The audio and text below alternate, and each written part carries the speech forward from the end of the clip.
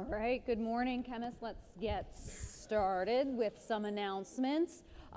First, a lab survey was posted last week. This lab survey is worth 30 points towards your final lab grade, so it is a line item. It's not extra credit. So it is in your best interest to complete that survey to improve your lab grades before everything is finalized. And as a reminder, everything for lab is due this Friday at midnight. So that includes notebook pages, like if you from a previous lab didn't upload those pages, your post lab isn't going to be graded until you do upload your notebook pages. So keep in mind all of that is due on Friday. Looking ahead for the 2 lectures we have this week, we're going to finish all the lecture material that's on the final exam today. There's a little bit more to the chapter that I want to cover too, mainly like nuclear power and nuclear bombs and things like that, because it's interesting, I think. And I'll cover that. It's on homework, but it's not going to be on the final exam. I'll mark clearly where that distinction ends. Looking ahead for the final assignments, the last homework set, so for nuclear chemistry, this chapter will be due on Monday at midnight. Next week, Monday is the last day of the semester, though we don't have a lecture next week. That last homework set is due on Monday, and then finally all of online homework is going to close on Tuesday at midnight. So any unanswered questions can still be completed for partial credit up until Tuesday at midnight. At that point, all of online homework is going to close, meaning that you won't even have access to look at it anymore after Tuesday at midnight.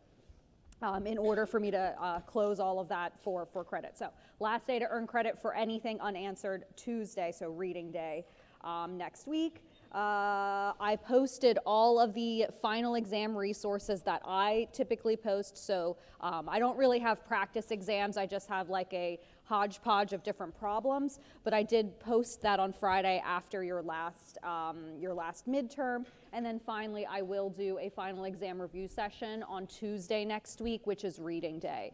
You guys are my 8 a.m. So your final is on Wednesday at 8 a.m. Okay, at least you get it over with early, right? So I'll have that review session on Tuesday. I'll post stuff, materials for that later. And then we'll do review today. I forgot the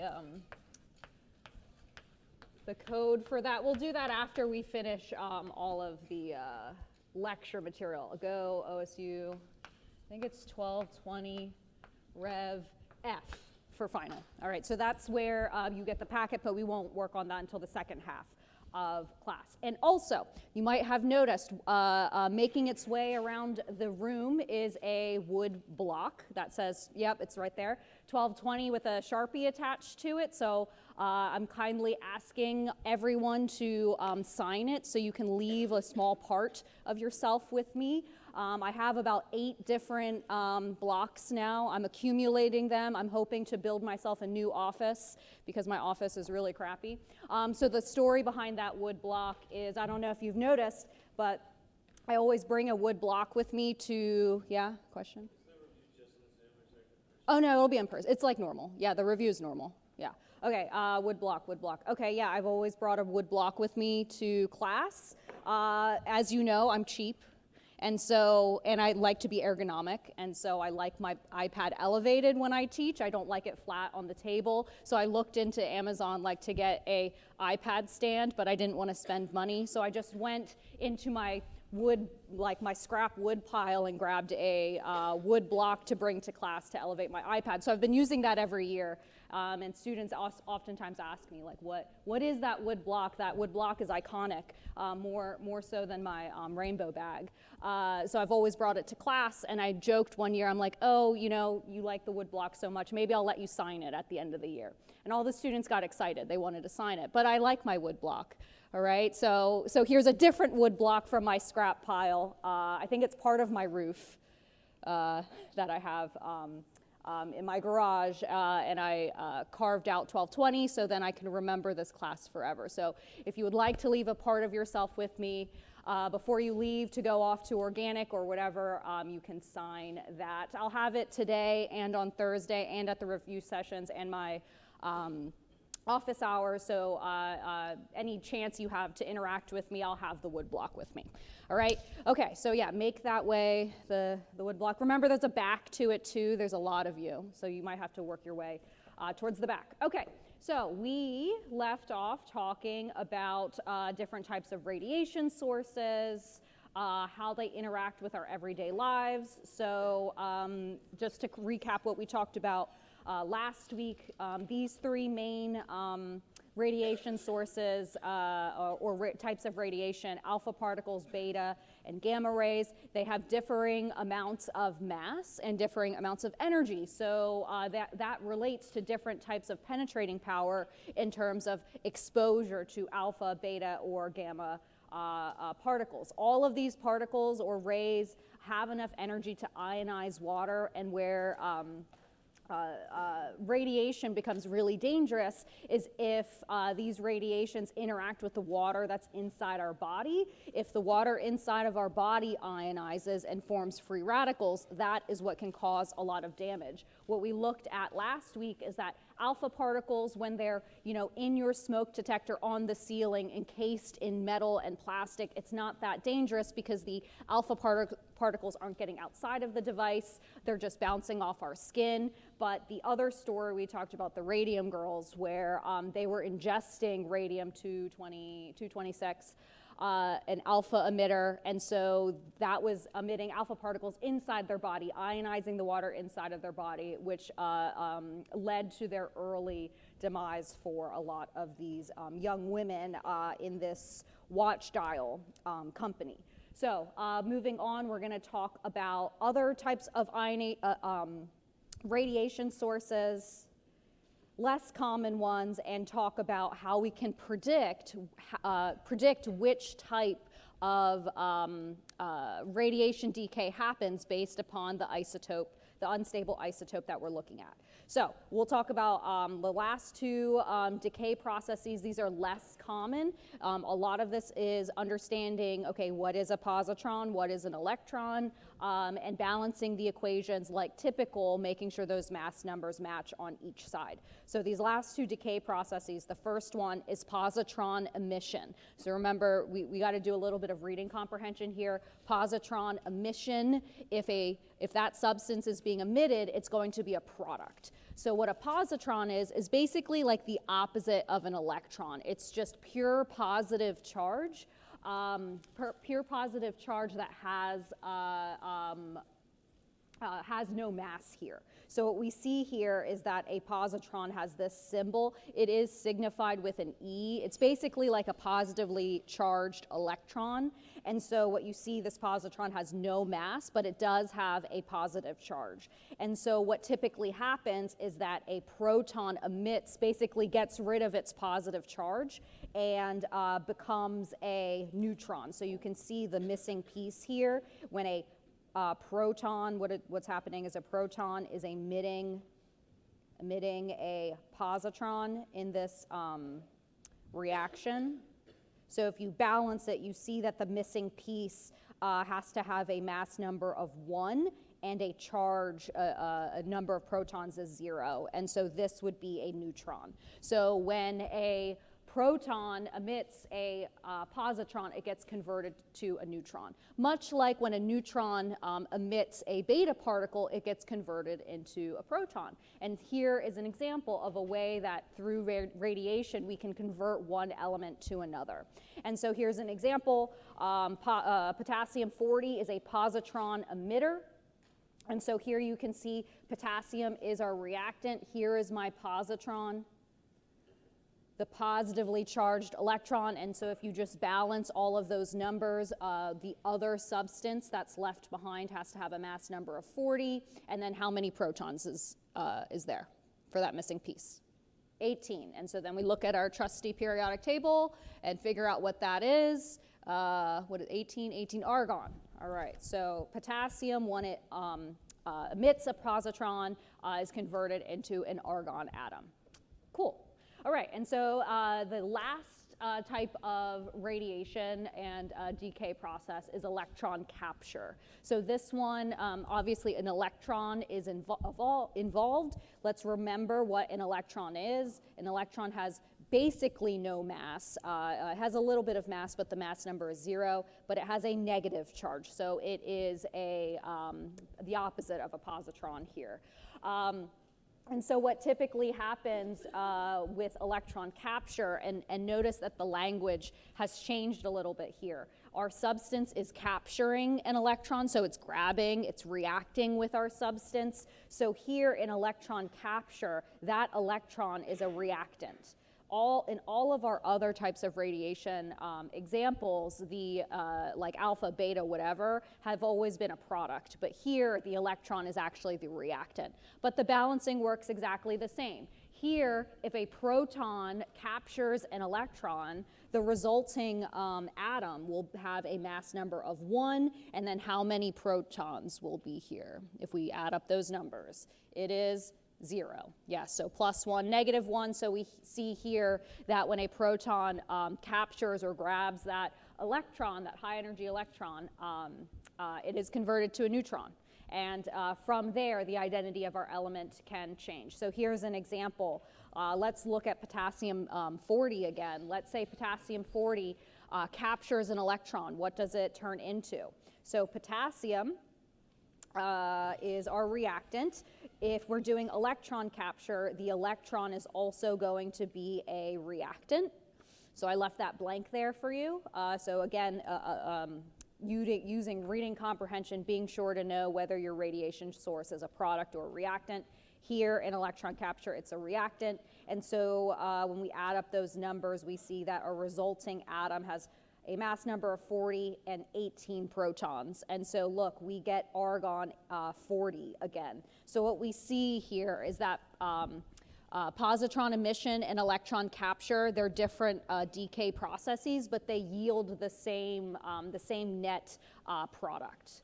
All right, and the reason is because a proton is being converted into a neutron just in a different way. In one way, a positron is emitted, and in the other, an electron is captured. That a proton captures that electron. All right, so yes, both of these result in the exact same product, but different decay processes. All right, so here is a summary of all of the decay modes we've talked about. And on the side here, I have those symbols and the mass numbers and number of protons or atomic number for all of these different decay processes. Also, I have an arrow indicating whether these radiation sources are a product or a reactant. And so what you see for alpha, beta, gamma, and positron emission, all of these decay radiation sources are a product. So note where the arrow is. But the only one where it's different is electron capture, where that electron is actually a reactant. So keep that in mind, right? And so in this summary, you see based upon the mass number and atomic number for each of these different radiations, the resulting product is going to be different. It's going to have a different mass number and a different atomic number. And so that follows a very distinct type of trend, where if a substance emits an alpha particle, its mass number is going to go down by 4, and its atomic number is going to go down by 2 in order for that reaction to stay overall balanced. And so you can see the changes here on the right side. And again, in this chart, you can see that positron emission and electron capture yield the same net result in terms of your mass number stays unchanged, but your atomic number goes down by 1. And so I feel like these changes don't really need to be memorized as long as you understand what the atomic number and mass number are for these different radiation types, put them on the correct side of the equation. So for most of them, the product side, and balance as normal. You can predict any product or missing piece from a nuclear equation that you're given. Just using, reading comprehension. If I tell you a beta particle is emitted, put the beta particle on the product side and balance as normal, right? But you know, memorizing those different radiation sources would be good use of a flashcard probably. And so I wanted to show an example of things that emit radiation. So I have 3 different substances here. I have sodium chloride, I have sodium iodide, and then I have a uranium compound. I don't know what the chemical formula is. Uranium,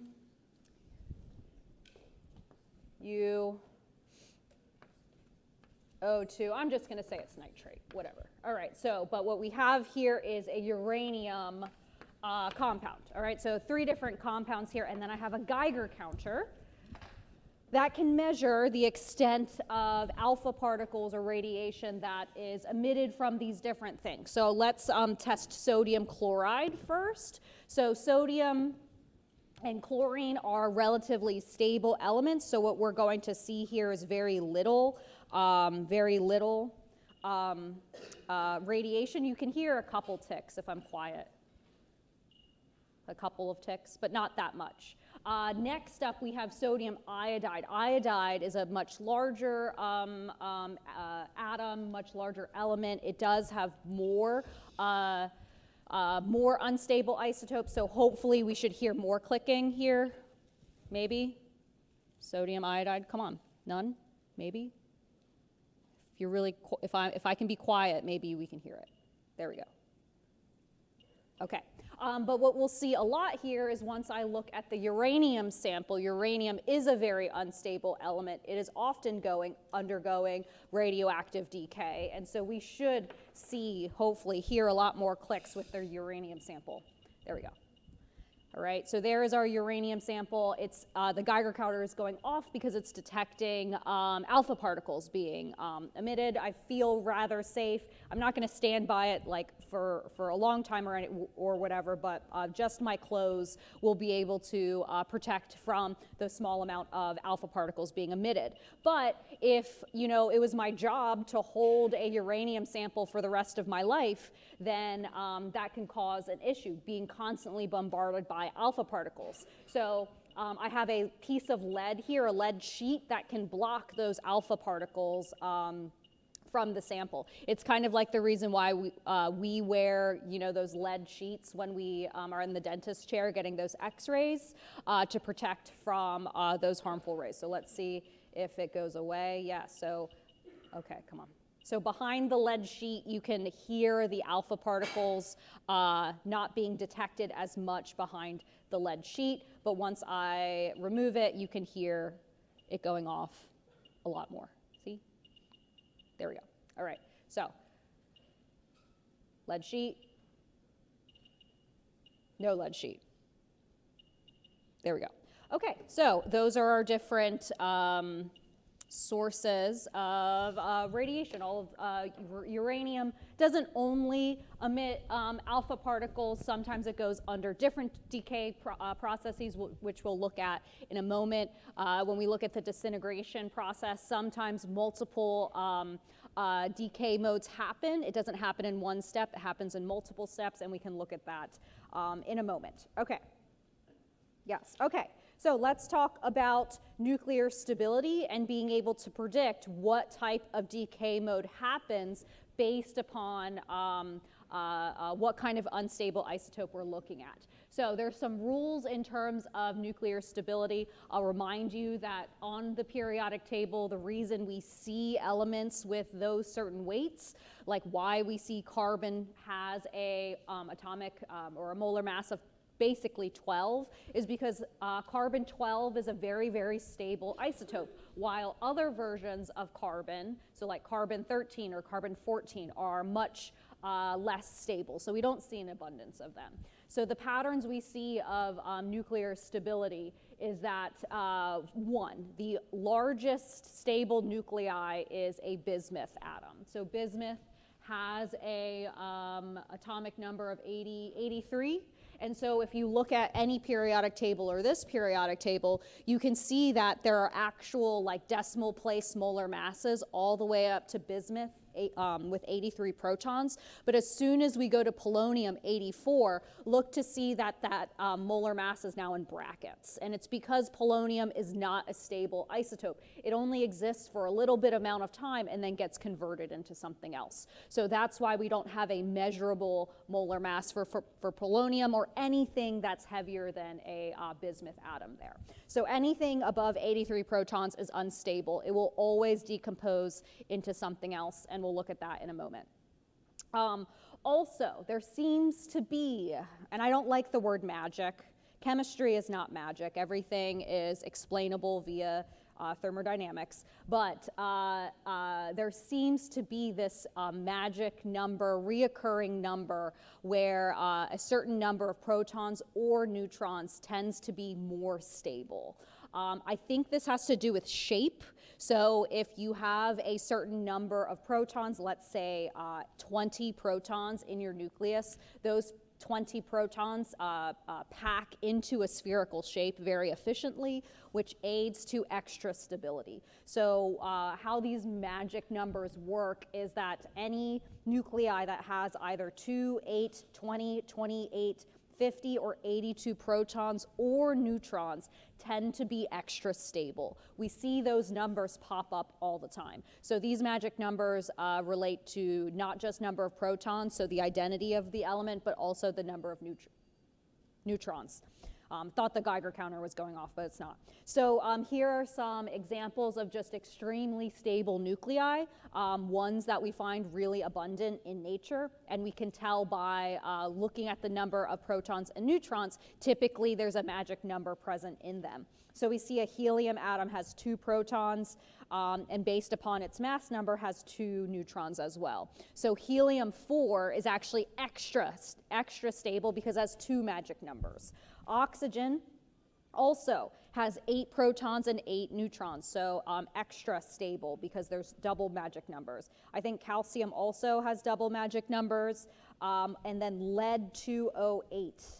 I didn't calculate this. So this has 82 protons, and I think, okay, 208 minus 82, it has 126 neutrons. And so we see here actually all of these examples are double magic numbers where both the number of protons and neutrons contain that magic number that allows that nucleus to be extra stable, and I believe it's because of efficient packing of those subatomic particles in that nucleus.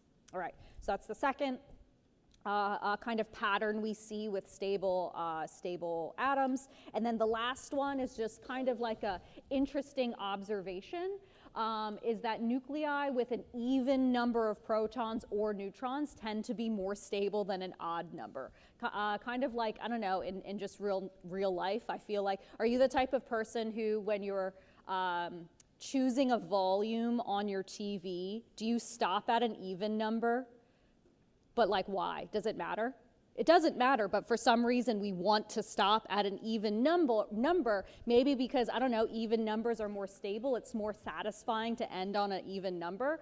But atoms tend to do this as well, is that there's a lot more stable isotopes with an even number of protons and neutrons rather than an odd number. And that's just kind of a, I don't know, a weird coincidence that we see in nature. And so here in this graph, you can see how many of each of the elements or how many stable isotopes exist for all of these different elements. And you see that elements with a even number of protons tend to have more stable isotopes than one with odd number of protons, which is just like kind of like a weird observation. And here's another graph, I like this one, that there are 157 stable isotopes that have both an even number of protons and even number of neutrons. But if you go to odd and odd, there are only 5 stable isotopes on the entire periodic table that have 5, or like an odd number of protons and an odd number of neutrons. So again, for some reason, yeah, odd number of those subatomic particles tend not to happen. It tends to be less stable, so we don't see it as often. All right, so with these ideas of nuclear stability, we can also predict what type of decay pattern happens based upon the composition of our nucleus. And so this last part of predicting nuclear stability, this is a learning objective of the exam, and that's being able to predict what type of decay mode happens given an element. If I give you an isotope, I'm going to ask you what kind of decay mode is most probable, and this is how we approach that. We approach it, stability, by looking at the ratio of neutrons to protons of your nucleus. So if I give you an isotope, you should be able to calculate the number of neutrons and protons and calculate a number based upon the mass number and identity of the element. So there are three different things that can happen to an atom based upon its neutron to proton ratio. Let's do the easy one first. Let's do the easy one first. And that would be, and it's actually not on this list. Hold on. It's not on this list. So the first one, and so I'll call it 0, I guess, is that any element above 83 protons is unstable. All of these elements, oh, actually, no, it's right there. It's number 3. Sorry. It's this third one. It's right there. It's the third one. So the easy one here is that all heavy isotopes, so either greater than 83, so 84 protons or greater, all of these are unstable and will undergo alpha emission in order to become more stable. And I'll talk about why in a moment. It's because of the neutron to proton ratio. So what we see here from this graph, all of these blue dots that you see, these are stable isotopes that occur for all of our elements. And so we see that stable elements tend to follow this certain trend, that for relatively light elements like oxygen or anything lighter than iron, that the neutron to proton ratio tends to be 1:1. All right, so here we see that an oxygen atom has 8 protons, 8 neutrons, so its neutron to proton ratio is 1. So all of these light elements tend to, I guess, want a 1:1 ratio of neutrons to protons. So if we have an isotope that doesn't have that value, then it's going to undergo some type of emission to get closer to that that more stable 1:1 ratio. But as we get to heavier and heavier elements, we see that the optimum neutron to proton ratio increases, but it doesn't increase much past than 1. So like iodine is a fairly heavy element. It's like halfway through the stable elements on the periodic table. Its stable neutron to proton ratio is actually 1.4, and the heaviest stable element, bismuth, is 1.5. So we see that stable neutron to proton ratio tends to increase, but not too much here. And so what we see here is all of these yellow elements, yellow dots, these are unstable isotopes. And so for any one of these unstable isotopes, depending on where it is on this graph, is that element's neutron to proton ratio below what is preferred, or is it above what it's preferred?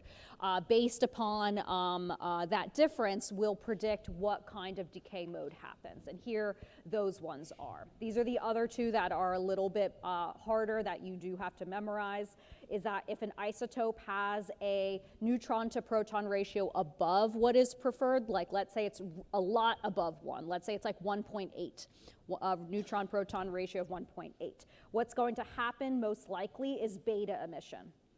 And the reason is that beta emission converts a neutron to a proton, so it lowers your neutron to proton ratio. So beta emission happens for any element or isotope that has a neutron to proton ratio higher than what it should be. And it's because emitting a beta particle will lower that neutron to proton ratio, because what happens is that neutron in that element is converted to a proton, so the ratio in the numerator goes lower, but the denominator gets higher. So that entire ratio actually gets lower.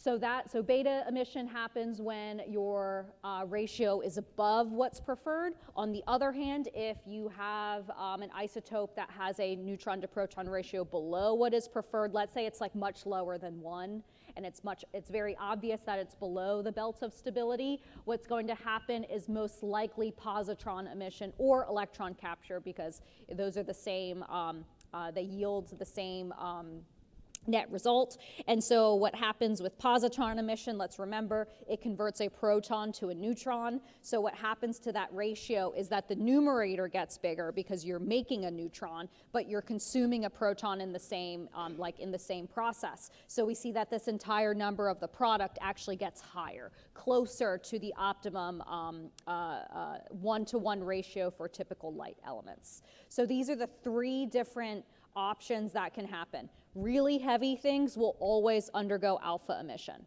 And the reason, so if I have an element up here that's really, really heavy and unstable, in order to get to the belt of stability, I actually want to move diagonally across this, this chart. And so what alpha emission does is it lowers the number of protons by 2. Oh no, it's neutron over proton.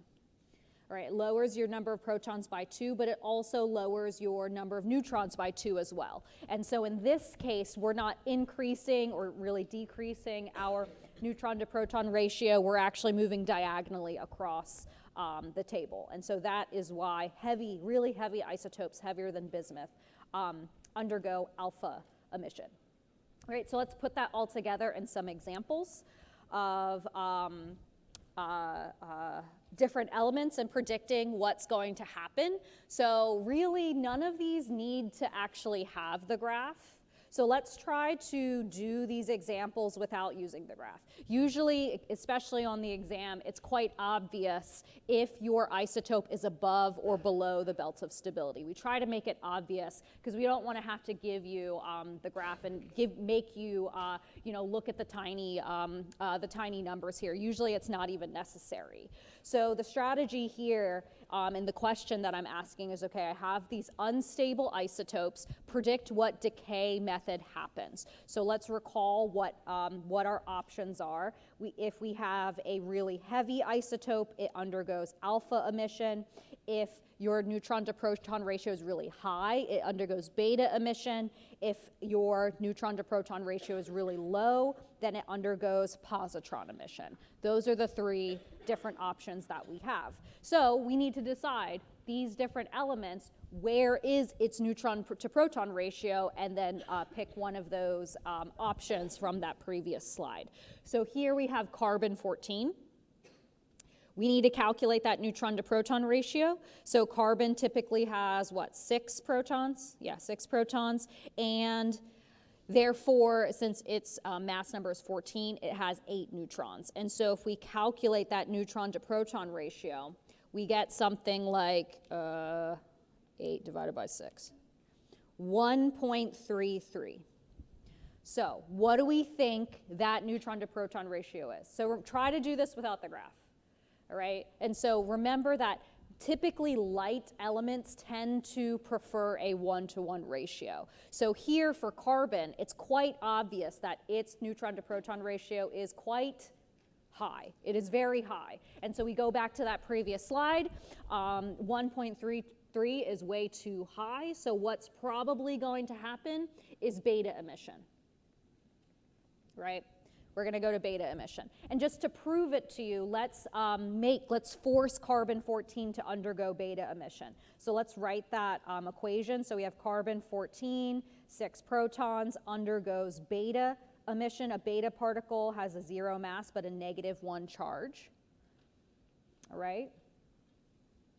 And so what is the mass number and atomic number for that missing piece? That missing piece has 14 mass number, but the number of protons is going to be 7. And so if we look at the periodic table, that is nitrogen 14. So for funsies, calculate what is the proton or neutron to proton ratio for the product now.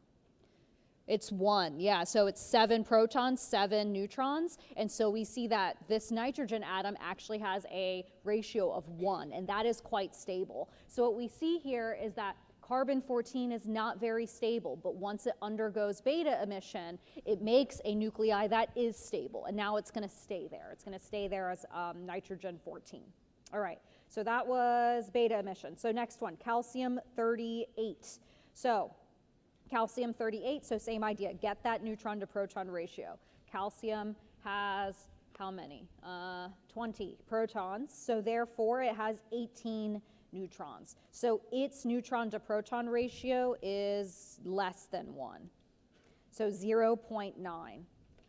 So is this above or below the belt of stability? It is way below, yes, it's way below, because typically for light elements 1 is preferred. Elements do not want less than 1 ever, so this is way too low. It's obviously low. All right, and so if it's too low, it's going to undergo positron. So positron emission, positron emission. And so you can check for yourself, you can write the chemical equation and inspect what that product is, and you'll see that that product has a neutron to proton ratio that's much higher, closer to 1. Okay, and then the last one, uranium-239. So we look at the number of protons, so 92, and number of neutrons, let's calculate that. 92, it has 147 neutrons. Is it even worth calculating the neutron to proton ratio here? It is not, because all heavy elements, heavier than bismuth, will all undergo alpha emission because its number of protons is greater than 83. So we don't even actually need to calculate the neutron to proton, as long as you know, oh, it's one of the non-stable heavy elements, so it's automatically going to undergo alpha emission. All right, so we can ask exam questions just like this. I could just say, oh, what is the predicted decay mode of carbon-14? And I hope that you recognize, okay, decay mode is related to neutron to proton ratio. Calculate that. That'll allow you to predict what is the most likely decay mode to get closer to that belt of stability. Usually it's a 1-to-1 ratio for light elements. Another way we can ask an exam question is make you do it 3 times. So here I'm saying which of the following nuclei is most likely to decay by positron emission. So this is just kind of working backwards, thinking, okay, decay modes that undergo positron emission, these are ones that have neutron to proton ratios that are what? Too high or too low? Usually that are too low. So we go through all of these different options, calculate the neutron to proton ratio, and then hopefully for one of them, it's quite obvious it's too low. That's the one that's going to undergo positron emission. So let's get the number of protons and neutrons for all of these. So chromium is 24, manganese is 25, and iron is 26. Cool. And then based upon the mass numbers, we can get the number of neutrons. So 53 minus 24 is 29. Manganese has 26 neutrons, and then iron has 33. Is that right? I can't do simple math. Yes, 33. And so for all of these, I'm going to calculate that neutron to proton ratio. So 29 divided by 24, 1.21 for that chromium option. 26 divided by 25, 1.04, and then iron 33 divided by 26, we see 1.27. And so here we are looking for the neutron to proton ratio that is too low. And so looking at all of those ratios, the manganese option is the one that's the lowest. Yes, it's a little above 1, but remember that the belt of stability does start to creep up higher for heavier elements. But amongst all of these elements that are all roughly the same weight, have similar atomic numbers, that manganese option is way too low amongst these 3 options. So this one is most likely to undergo positron emission because it has the lowest neutron to proton ratio. All right. Okay, so that's kind of like the last big learning objective that's new. Next we'll look at the radioactive series. and a disintegration series for different radioactive elements. So in all of our previous work, we were always just looking at one radiation decay mode, like beta emission or alpha emission or something. But for a lot of these really heavy isotopes, really heavy radioactive isotopes, we can't make a stable element in just one step. So often what happens is that many different decay modes happen until a stable isotope is produced. So here's an example.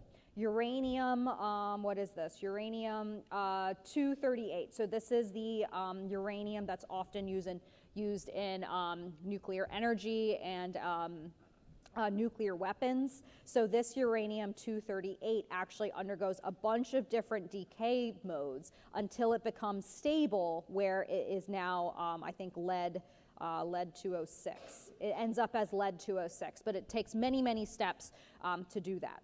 So each of these arrows is a different step. It's a combination of alpha emissions and beta emissions. The order of this disintegration series is not a learning objective. Instead, what is if I write a question like this. Uranium-238 undergoes an alpha decay, then 2 beta decays, and then an alpha decay. What is the resulting product? And so really all this is balancing nuclear equations, but it's just balancing a bunch of them at once. So for each of these, recognize that an alpha particle is mass number of 4 and 2 protons, but a beta particle has 0 mass and a -1 atomic number. So when each of these things happens, the product becomes the reactant in the next step. So we just have to do 4 of these different decay processes all at once, and then just predict what is that resulting product. So notice that we're starting with uranium-238. Uranium has 92 protons, and it undergoes alpha emission. So this alpha particle is what? A reactant or a product in the balanced chemical reaction. It's a product. So let's write the other product that also needs to be present in order for all of this to be balanced. So we're just doing the first step here. So this is going to be 234, and it's going to have 40 protons. All right, so whatever that element is actually going to be the reactant in the next step. So I like to put the alpha particle above the arrow, but also know that this is being emitted, that alpha particle is a product. And so what has 40 protons? It looks like it is thorium, right? So that's the first step. So the next step is a beta emission. So again, this beta particle is a product. It's being emitted. So we need to make sure that we put that beta particle and the resulting isotope adds up like typical for these nuclear equations. And so that beta particle is a product, so you can just kind of put it there in your mind to see what is the missing piece for everything to remain balanced. So I think this has to be a 234, and then how many protons? 91, yes. Technically, I don't even need to identify what it is because I'm not even done with the process, but it's PA. All right, so that is my product for the second decay process. Next, I think we're going to do another beta emission. So beta emission, it's the product again. So the mass number is not going to change, but that atomic number is going to increase to 92. And so now, oh crap, we're back to uranium. But it's uranium-234 now. So we're back to uranium. And then the last process is an alpha particle. So an alpha particle is being emitted now. So alpha, so 4-2. And then again, just remember that this alpha particle is a product, and so the missing piece along with that alpha particle has to have 230 mass number and then 90 protons, and so this is thorium. Right, so after 4 different decay processes, predict the last species, the last product. And so you just do each of these steps one after another, make sure you get the number of protons and neutrons right, mass number for those different emission types. All right. Okay. A couple more, yes. All right, so next we'll talk about another type of balancing of chemical equations or nuclear equations, and that is not with emission of like alpha particles or beta particles, but instead smashing atoms together to make larger atoms. So this is called nuclear transmutation, where we're basically smashing atoms together. So there is a facility in Europe that does this, the Large Hadron Collider, where it's this big circular facility that basically spins these atoms in this basically large like track. All right, where these atoms increase their speed, increase their kinetic energy. If we combine multiple atoms in this facility, we can smash atoms together with a really large amount of energy, a lot of velocity.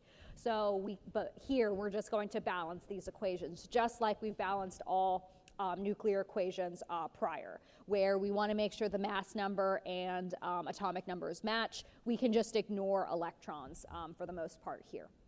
And so the difference here is sometimes radiation, so alpha or beta particles aren't involved, but instead we're looking at combining different isotopes. So here we are smashing a neon atom with an alpha particle. And so I'm telling you that one of the products is oxygen, but the idea here is the same. We want to make sure that our mass numbers and number of protons on each side match one another. So on the reactant side, I have a total of 24 and 12.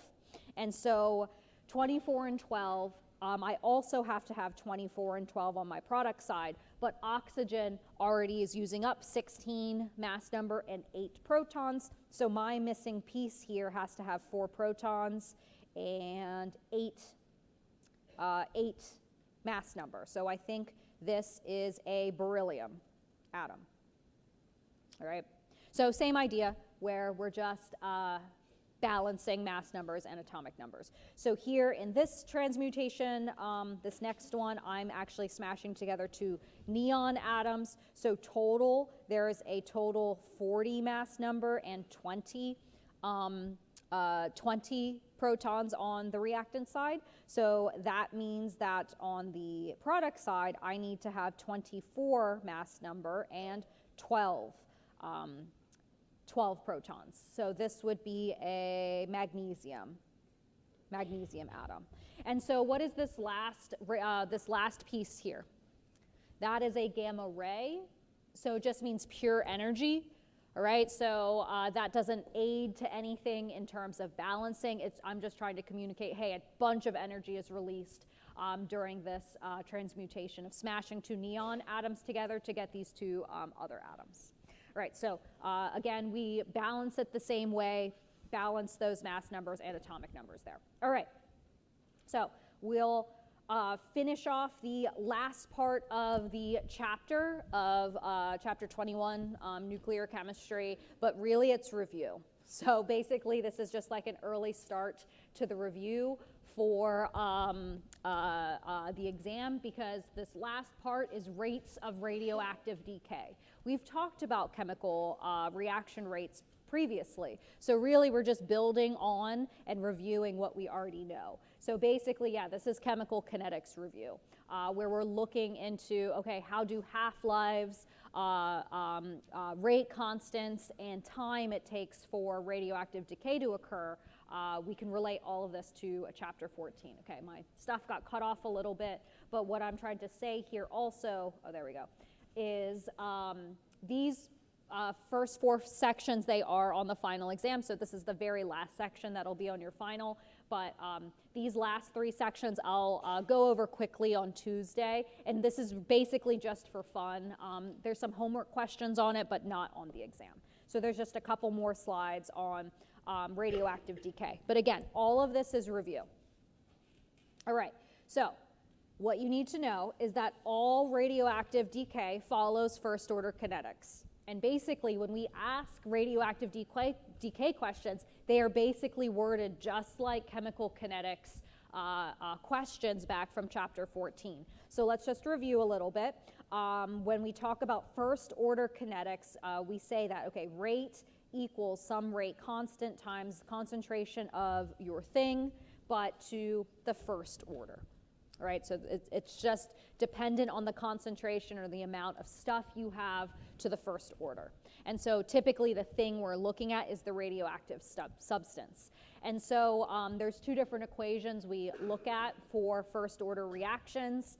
The integrated rate law, this allows us to relate how much stuff is disappears, so how much you start with and how much you're left with after a certain amount of time based upon the rate constant for that reaction. Every different radioactive substance is going to have a different rate constant because they all have different half-lives. So remember from chapter 14, rate constant was in a weird unit. Usually it was like second to the -1 or a time inverse. An inverse time is hard to wrap your mind around, so instead we would often communicate rate constant in terms of half-life instead. Half-life is basically just turning that rate constant into a value that's more understandable, where your half-life time is simply the natural log of 2 over that rate constant. And this converts it into a time value that actually makes sense. Like if I say the half-life of this substance is 50 years, that means you lose half your substance in 50 years. But if I give you the rate constant K for that, it's going to be some weird number that I don't really understand. So all of this is review. The integrated rate laws are natural log because when we graph concentration changes over time with a natural log on the y-axis, we get that straight line. Also, another way to calculate half-life and mass remaining after some amount of time is by understanding, okay, let's actually let me go to this slide right here. Let's pretend we have 100 grams of substance. It undergoes one half-life. How much stuff is left after one half-life? 50 grams. Yeah, you lost 50% of your stuff. What if another half-life goes by? What if 2 half-lives go by? How much stuff do you have left? 25 grams. And then 3 half-lives, 12.5 grams. All right? So what you see here is that after every half-life goes by, we basically multiplied by a half. We cut that number in half. And so that's where this equation comes into play, that the amount of isotope remaining equals basically 0.5 to n, where n is the number of half-lives that have gone by. You're dividing by a half or dividing by 2 for every half-life has gone by. So what we just did right here in our head, this is what this equation does as well. I will say that this equation isn't as useful as our integrated rate law. The integrated rate law always works, always. This equation only works sometimes in certain directions, so I just suggest using the integrated rate law because you're not learning something new. You're using the same concepts from chapter 14. So here's a question. Let's say that a radioactive substance has an initial mass of 48 grams. After 160 hours, 3 grams of sample is left. What is the half-life of this radioactive substance? So there's 2 ways to do it. This question. One is with the integrated rate law, and that's the method that I suggest. I could have put this in chapter 14, and you would have been able to get this question as well in chapter 14. So it's all about reading and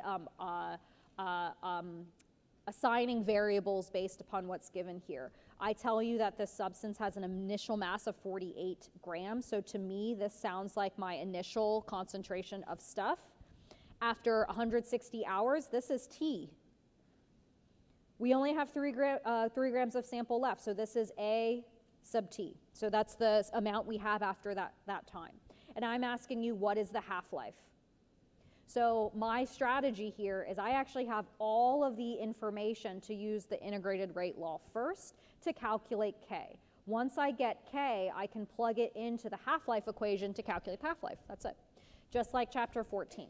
So we have all that information. So I'm going to use the natural log of A sub T equals the natural log of what I started with minus K, that's what I'm solving for, the T that goes by. So I have all of these numbers. I am just solving for K.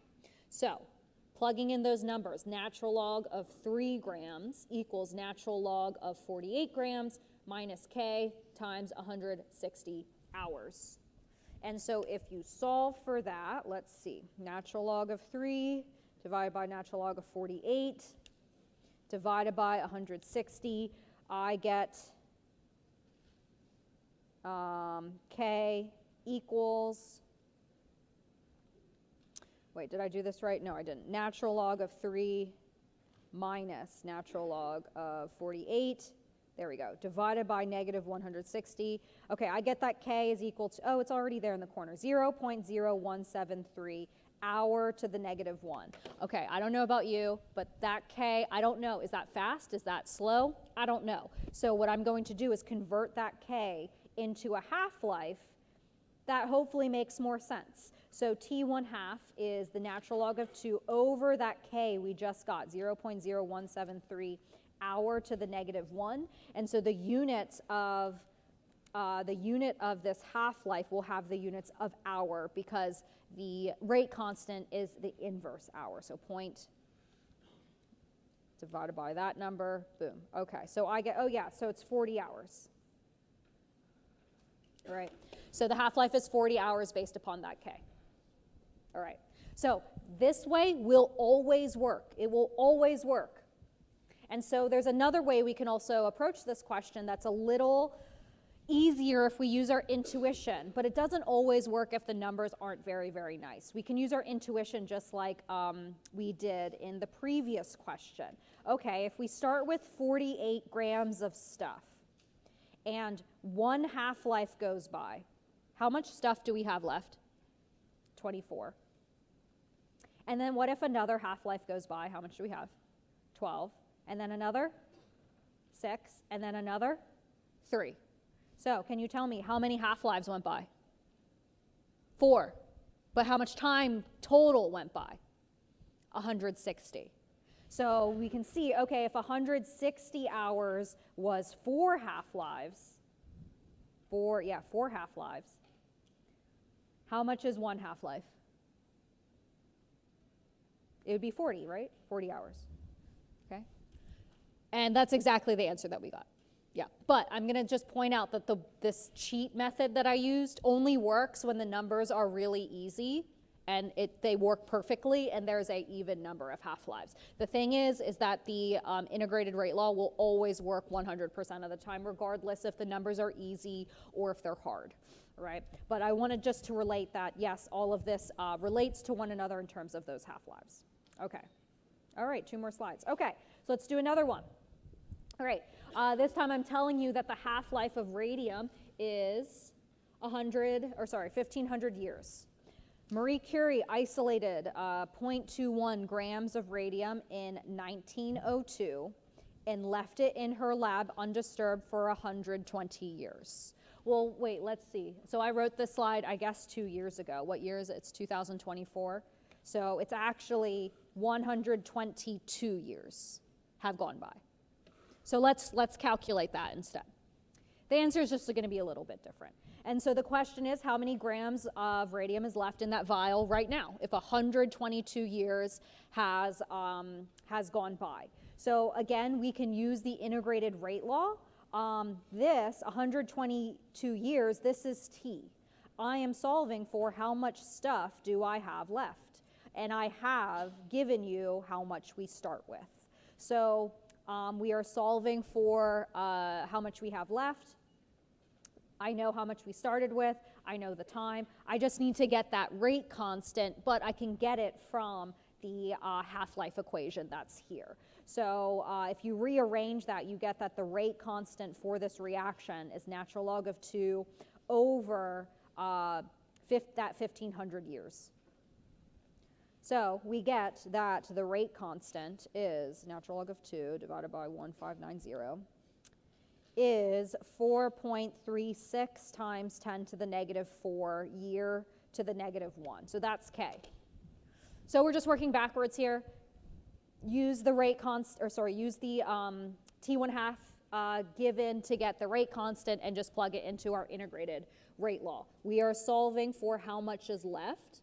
So A sub t equals natural log of A sub what we start with, so 0.21 grams, minus that K we just got, 4.36 times 10 to the negative 4 year to the negative 1, and we say that, okay, 122 years have gone by. Perfect. And so we get natural log of 0.21 minus this number times 122. So I get that natural log of what we have left equals negative 1.61. Yeah, that's it. And so e to the both sides, and we get that how much we have left after this amount of time is 0.1991 grams. Cool. So a little bit different because I added 2 extra years, okay, but very, very close. And so what we see here is, yes, our sample disintegrated, that it decomposed into something else, so we should expect a value that's smaller than what we started with, right?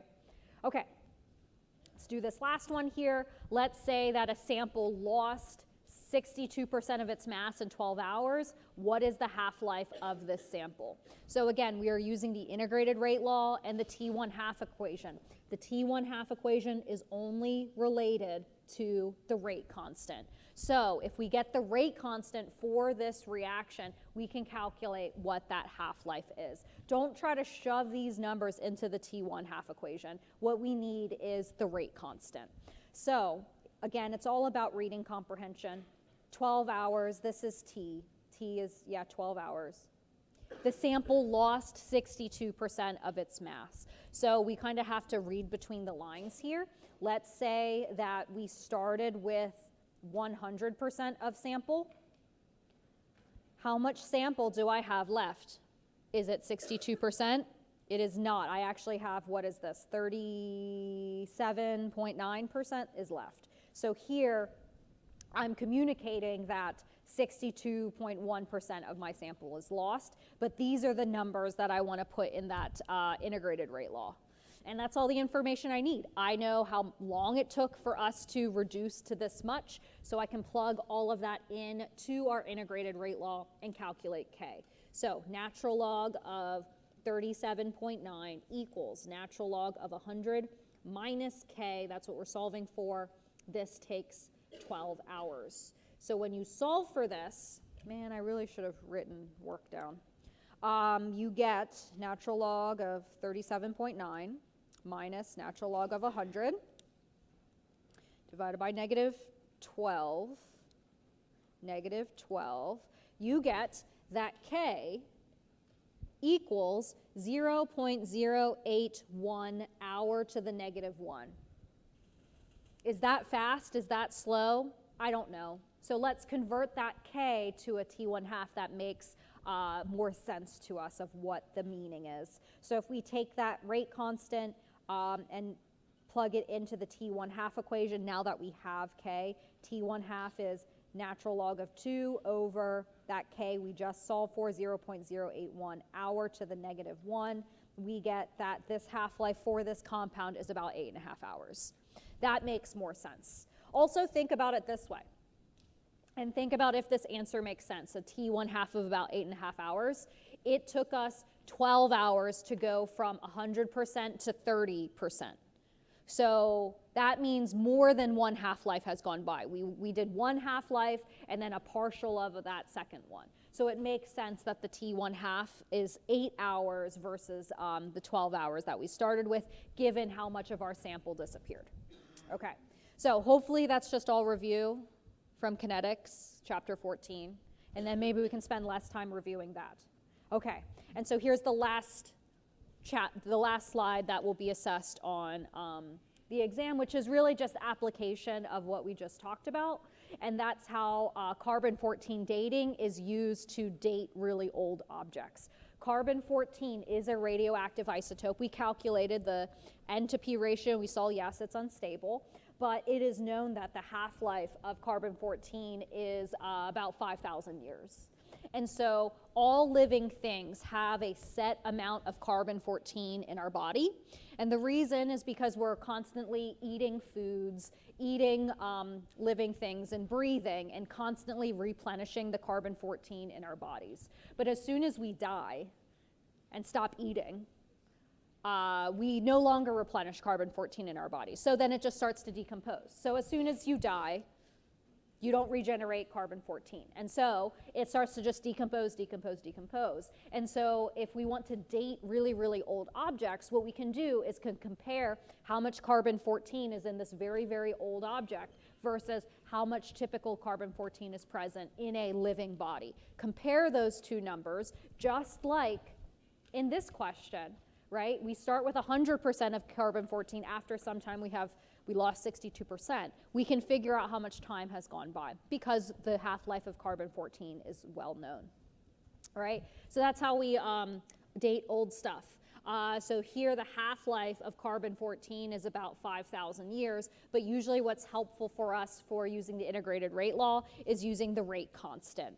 So converting the rate constant into, from the half-life, we just divide by natural log of 2. So the rate constant here is natural log of 2 divided by 5,715 years. And so we get that half-life converted into rate constant is 1.213 times 10 to the negative 4 year to the negative 1. This number isn't very nice to look at, but it's super helpful if you want to use it for dating really old stuff. Because we put that into the integrated rate law. Well, T will be how old your thing is based upon how much carbon-14 is left in your substance after it's measured once you pull it out of the ground. All right, let's just review a little bit here and think about, carbon-14. I don't know, for the longest time, I never really thought about it. I knew carbon-14 dating was used to date old stuff, but when carbon-14 decays into something else, what does it decay into? I guess for the longest time, I just assumed, carbon-14 converts into carbon-12. I guess that's like a thing that you would think. Oh yeah, carbon-14 just goes into carbon-12, but it actually doesn't. Let's review this. Carbon-14, what is its N to P, neutron to proton ratio? Carbon has 6 protons, but it also has 8 neutrons. So if we calculate its neutron to proton ratio, it's 8/6, which I think is 1.33. What do things that have heavy, large, too high neutron to proton ratios typically undergo? It's actually beta emission. And so if carbon-14 undergoes beta emission, is it going to stay a carbon atom? No, it's actually going to get converted into something else. So carbon-14 does not decay into carbon-12. That's a common misconception. It actually decays into something else. It's actually decays into nitrogen-14, which I think is weird. All right, but nitrogen-14 is very, very abundant out there. All right. Okay, so that is all the material that will be on the final exam. So you see that chapter 21 is quite a short chapter, and half of it is review in terms of chemical kinetics. All right, so let's take, we got like 15 minutes to do some review for the final exam. On Thursday, I'll do the last bit of slides here, and then we'll also spend the majority of Thursday reviewing as well. So let's go to that packet. Okay, the packet. So again, this is not right. It says in class, it says Rev 4, but I copied it. This should be Rev F. Sorry about that. Okay, so yes, to get this packet, it's go.osu.edu 1220 Rev F for final. So I'll spend like 10 minutes going over stuff. But what do we want to do? Do we want to do old stuff, or do you want to just review what we just went over right now, all the new stuff? Old or new? Old, okay. What chapter? Or you just want to go in order? Let's just go in order. Okay, all right. So let's blast to the past, chapter 13, properties of solutions. So let's recall what we went over, all the chapters we went over this term. Properties of solutions. So we looked at like saturated solutions, IMFs, different concentrations. We looked at freezing point depression and all that stuff. We did chemical kinetics. Then we talked about chemical equilibrium for forever. And then entropy, and then electrochemistry, right? And then buffers were in there within chemical equilibrium. So chapter 13 was definitely different than the other chapters that we've been doing of late. So let's talk about solubility. So the solubility of something is 10 grams per 100 grams of water. So that's the maximum amount of solid you can dissolve in water. So if I tell you you have a beaker and it contains 40 grams of X and 100 grams of water, and you shake it up and mix it, what kind of solution is that? It's going to be what? Supersaturated? No, it's just going to be saturated. Supersaturated solutions are very, very hard to make. Okay? The only way we would get a supersaturated solution if we can trick the beaker into dissolving all 40 grams of that solid. But no, when you mix this together, what's going to happen is 10 grams is going to, 10 grams is going to be dissolved, but you're going to have a 30-gram mass at the bottom that's never going to go into solution unless you trick it somehow. Right? So this is saturated. So if this is what our saturated beaker looks like right now, what would happen if we add 5 more grams of solid? What's going to happen? Is it going to dissolve? No, it's not. It's going to just sink to the bottom of the beaker. Does the concentration of that solution change? It does not. You still just have 10 grams dissolved in 100 grams of water. So the concentration is not going to change. So let's say that the concentration of X dissolved does not change. But how can we change the concentration of that beaker? What if we heat it? Heating it typically does what? Increases solubility. So heating the beaker will change what about the amount of solid at the bottom of your beaker? It's going to what? Increase or decrease? Decrease. Yes, you're going to dissolve more solid. So therefore, how does the concentration of the aqueous part change? It goes up. Yes. Perfect. What about adding more water? All right. So, we still have this picture. Okay. What if we add more water? Adding more water typically does what? It dissolves more crap into the water. So if we double the amount of water that we have present, we should decrease the amount of solid at the bottom of the beaker, right? But what about the concentration of the solution change? Does the concentration change? It does not change. So actually, I don't even have the option here. So here it does not change. Does not change. So before we diluted it, we had a concentration of 10 grams dissolved in 100 grams of water. But if we double the volume of water, now we're going to have 20 grams of that solid dissolved in 200 grams of water. So yes, we dissolved more solid, but we also increased the volume of the container. So here we see that this ratio, this concentration is the exact same thing as this concentration in 100 grams of water. Just adding water dissolves more solid because there's more liquid there to do the dissolving, but we did not change the maximum solubility here. So both of these have the exact same concentration.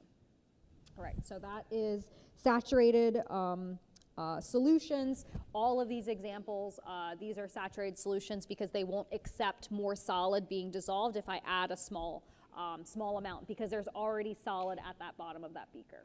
Okay, so let's talk about intermolecular forces and how things mix when we make solutions. So back in Chem 1210, we mainly talked about intermolecular forces present in a pure version of these substances. But when we mix things, we're typically looking for matching IMFs in a compound. And typically when your matching IMFs are really strong, that's when things tend to mix. It's the whole idea of like dissolves like. So if we look at the solute sodium chloride and think of the IMFs that are present there, everything has dispersion. But sodium chloride is an ionic compound, so positive and negative anions and cations all throughout it. So sodium chloride has dispersion and ionic bonding, right, where the ions are attracted to one another. Water, on the other hand, it also has dispersion, but it's also a polar molecule, so it also has dipole-dipole. But then water is also special. What else does it have? Hydrogen bonding, yes. So when we look at the IMFs of these pure things on their own, we typically want to look for matching IMFs. So we see in the mixture, once we mix together sodium chloride and water, we see that dispersion is a matching IMF. But is dispersion really strong? No, it's really weak. So there's actually a special IMF that happens when we dissolve ionic stuff in water. So what is the reason? Why does salt dissolve in water? It's not because of dispersion, but it's actually because of ion dipole. So we get this new intermolecular force that comes out just in the mixture where the ionic bonds and dipole-dipole of water can interact with one another and create this really, really strong ion dipole that's only present in the mixture. Ion dipole doesn't occur in the pure things separately. They only occur in the mixture. And this is the reason, ion dipole is the reason that salt dissolves in water, right? Okay, so let's look at a different mixture. Let's try to dissolve salt in this different solvent, let's say CCl4. So salt is going to have the exact same IMFs in the pure phase, but the solvent here is different. It's not water. CCl4 undergoes dispersion. Does it undergo anything else, CCl4? It does not. It's a non-polar compound. It looks just like methane, so that's it. So if we try to mix these two things, the only matching IMF is dispersion. So do you think salt will dissolve in a non-polar substance? It's probably not going to mix. Not going to mix. And the reason is because there's just too weak of matching IMFs. Yes, they both have dispersion, but dispersion is fairly weak, right? And it's not enough to overcome the ionic bonding that's present in NaCl. Okay, so let's talk about the energetics of making a solution. So here are two different examples. So how, theoretically, how we can make a solution is think, okay, there's energy to break all of the solute particles. There's an amount of energy to break all of the solvent particles in terms of their IMF, separate them from one another. So in this era, I've just added those two energies together. Let's break apart all of our solvent and solute and then bring them back together. That's what delta H of mixing is. This is your attractions. This is your attractions that we calculated. It's the IMFs in the mixture, so attractions in the mixture.